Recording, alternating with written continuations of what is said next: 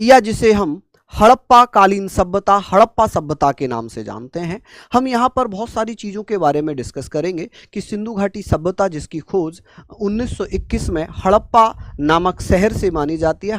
हड़प्पा नामक शहर की खोज जो हुई थी वो 1921 में दयाराम साहनी के द्वारा की गई थी, जॉन मार्शल के नेतृत्व में। वो सब चीज़ें हमने बहुत अच्छे से पढ़ी हैं। अब हम बात करेंगे कुछ महत्वपूर्ण तथ्यों की, जैसे कि मोहनजोदड़ो से मिलने वाली जो नालियाँ थी, नालियों के जो दरवाजे थे, और यहाँ पर दरवाजे ये नहीं कि नालियां ऐसे खड़ी हुई होंगी, नालियां ऐसे थी, उनके ऊपर जो पटले रखे जाते थे, उनके ऊपर जो स्लिप रखे जाते थे, वो किसके बने होते थे, जिसे हमने क्या पढ़ा है। और ये आए हुए क्वेश्चन से संबंधित रिलेटेड बातें हैं कि सर लकड़ियों के दरवाजे बने हुए थे उन नालियों के ऊपर। मोहनजोदड़ो से प्राप्त विशाल अन्नागार में जो अनाज की मड़ाई होती थी, अनाज को रोकने के लिए जो बाउंड्री बनाई जाती थी उसे मड़ाई कहते थे। वो ईंटों से बनाई जाती थी जो कि वृत्ताकार होती थी, गोल होती थी, वृत्ताकार चबूतरे के अनुसार बनाई जाती थी।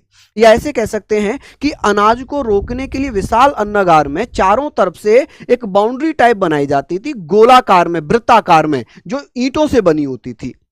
सिंधु घाटी सभ्यता के कस्बों एवं शहरों की जो वास्तुशिल्प थी, वास्तुशिल्प विशेषता, आर्किटेक्चर अगर मैं बात करूं तो कैसा था, गढ़, यानी कि सुरक्षा की दृष्टि से किले बनाए गए थे, गढ़ बनाए गए थे।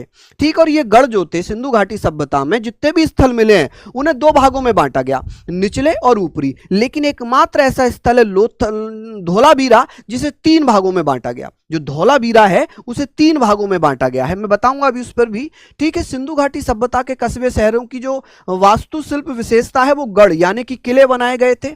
अग्नि वेदिकाएं लोथल और कालीबंगा से मिली हैं। तीन भागों में बटा स्थल धौलावीरा है। कौन सा? धौलावीरा।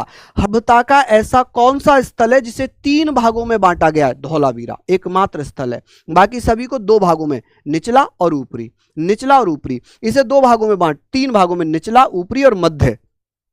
इस सभ्यता में हथियार व औजार तांबे के बनाए जाते थे। किसके बनाए जाते थे? तांबे के। हड़प्पा सभ्यता के लोग सोना कहां से लाते थे? कर्नाटक से। तो आप कहेंगे हड़प्पा सभ्यता के लोग कर्नाटक से लाते थे सोना। मोहरें सिलखड़ी और टेराकोटा की बनी होती थी। कुछ साक्ष्य सोने के भी मिले हैं कि हड़प्पा सभ्यता में कुछ जगहों पर सोने के मोहरें भी प्राप्त हुई, जैसे कर्नाटका वगैरह।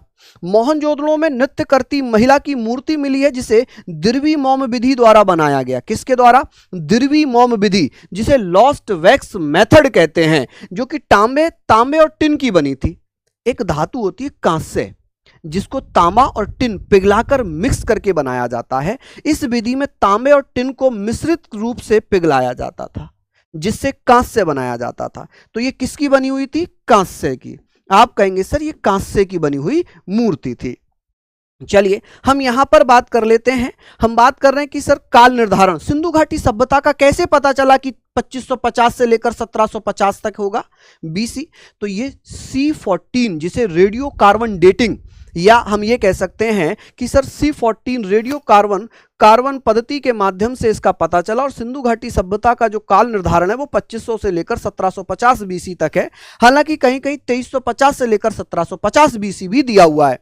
इन ईंटों का जो अनुपात था, जो सिंधु घाटी सभ्यता से ईंटें पाई गई हैं उनका अनुपात था 4:2:3। हड़प्पा को तोरण द्वार कहा गया। हड़प्पा जो सिंधु घाटी सभ्यता का खोजा गया पहला स्थल था, उसे तोरण द्वार नगर कहा गया है, तोरण द्वार का नगर कहा गया।